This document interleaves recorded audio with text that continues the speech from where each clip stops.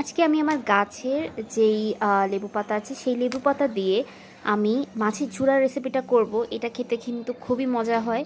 আর তো এখানে দেখতে পাচ্ছেন যে আমার এখানে লেবু পাতাটা আমি একদম কচি পাতা হয়, মানে নতুন যে পাতাগুলো গজে সেই পাতাটা নিচ্ছি। না হলে আগের পাতাটা যদি আমি এখানে ব্যবহার করি তাহলে কিন্তু পাতাটা একটু খেতে তেতো লাগবে। যারা একদমই মাছ পছন্দ করে না তাদের জন্য এটা খুবই বেস্ট একটা রেসিপি হবে, কারণ এই রেসিপিটা আমি যেভাবে তৈরি করব এটা ছোট বড় সবাই খেতে পারবে। তো প্রথমেই দেখতে পাচ্ছেন এখানে হচ্ছে আমি পেঁয়াজ নিয়ে নিয়েছি, আর পেঁয়াজের সাথে এখানে আমি পর্যাপ্ত পরিমাণের তেল নিয়ে নিয়েছি। তারপরে তেল দিয়ে এর মধ্যে আদা রসুন বাটা ভালো করে আমি ভেজে নিচ্ছি। ভালো করে আপনারা ভেজে নেওয়ার পর আমি কিন্তু পেঁয়াজটাকে একটু রেখেছি। তার মধ্যে 1 চামচ করে লবণ, মরিচ, হলুদ, তারপরে এখানে আমি দিয়েছি ধনিয়া গুঁড়া, জিরা গুঁড়া, ভালো করে একসাথে আমি মিক্স করে নিব।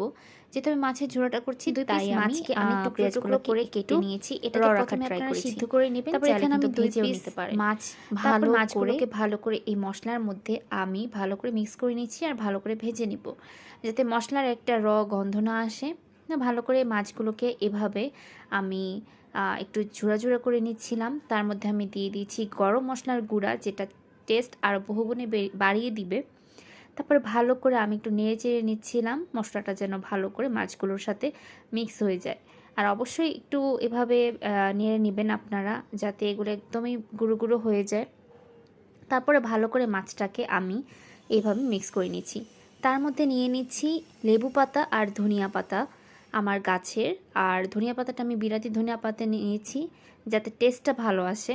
আর এই পর্যায়ে আমি হচ্ছে লেবু পাতাটা আমার এই মাছের ঝুড়াতে আমি সবার কাছে